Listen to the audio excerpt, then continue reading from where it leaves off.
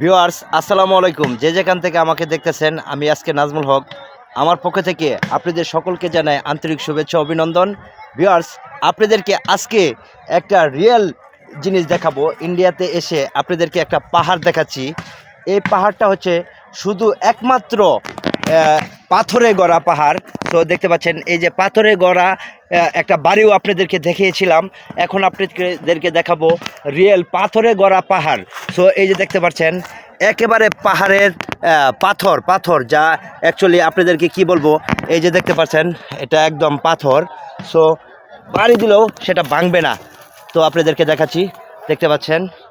এখন আমি উপরের দিকে যাব, দেখতে পাচ্ছেন উপরে যা দেখতে পাচ্ছেন সম্পূর্ণ পাথর। সো যা যা দেখতেছেন, এই যে এখানে যা দেখতেছেন সব পাথর।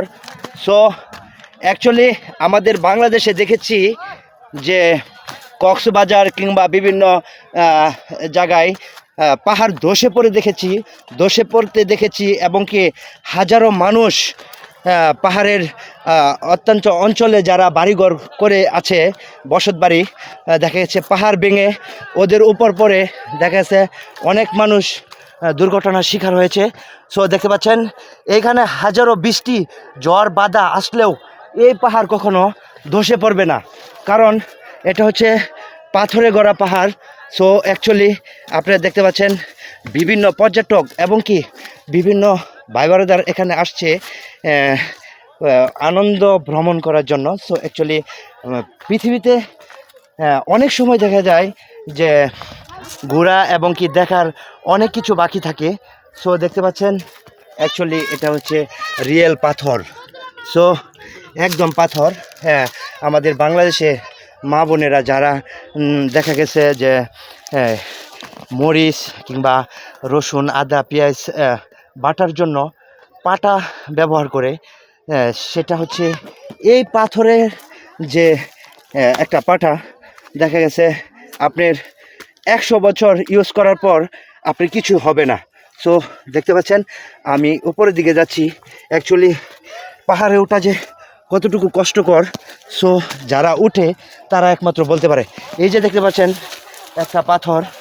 সো অ্যাকচুয়ালি কি বলবো, যা একমাত্র বলা বলল আপনাদেরকে দেখাচ্ছি, আপনারা সাথেই থাকুন। অ্যাকচুয়ালি আমি সবসময় চেষ্টা করি আপনাদেরকে ভালো ভালো ভিডিও উপহার দেওয়ার জন্য।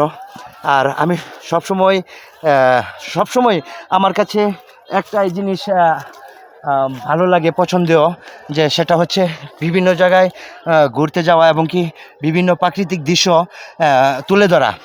সো দেশ ভ্রমণ করা এবং কি বিভিন্ন স্থানে ঘোরা, এটা আমাদের প্রিয় নবী হযরত মুহাম্মদ সাল্লাল্লাহু আলাইহি ওয়াসাল্লাম বলেছেন দেশ ভ্রমণ করাও একটা সুন্নতের কাজ।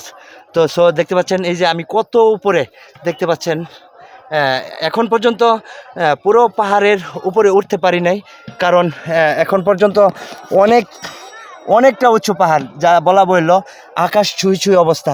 সো ভিউয়ার্স, যে যেখান থেকে আমাকে দেখতেছেন সকলকে জানাই আমার পক্ষ থেকে আন্তরিক শুভেচ্ছা অভিনন্দন। এই যে আমার আরেক ভাই চলে আসছে আনন্দ ভ্রমণে ঘোরার জন্য। তো অনেক কষ্ট আমাদের বাঙালি ভাই, জাতি ভাই। ভাই কেমন আছেন? আলহামদুলিল্লাহ ভাই, ভালো আছেন? হ্যাঁ ভালোই। ভাই আপনার বাড়ি কোথায়? আমার বাড়ি এদিকেই ভাই। ও এদিকেই না? তো অ্যাকচুয়ালি এখানে ঘুরতে আসছেন, যে আপনার কেমন লাগছে? আলহামদুলিল্লাহ ভালো লাগছে। আপনি কি একা আসছেন? না না, আমার ছোট বোন ওরা আসছে তো ঢাকা থেকে। ও মানে পুরো ফ্যামিলি নিয়ে আসছেন না? জি জি। তো অ্যাকচুয়ালি আমিও ভাই আসছি, আমি একা আসছি, আমার কোনো ফ্যামিলি নিয়ে আসি নাই।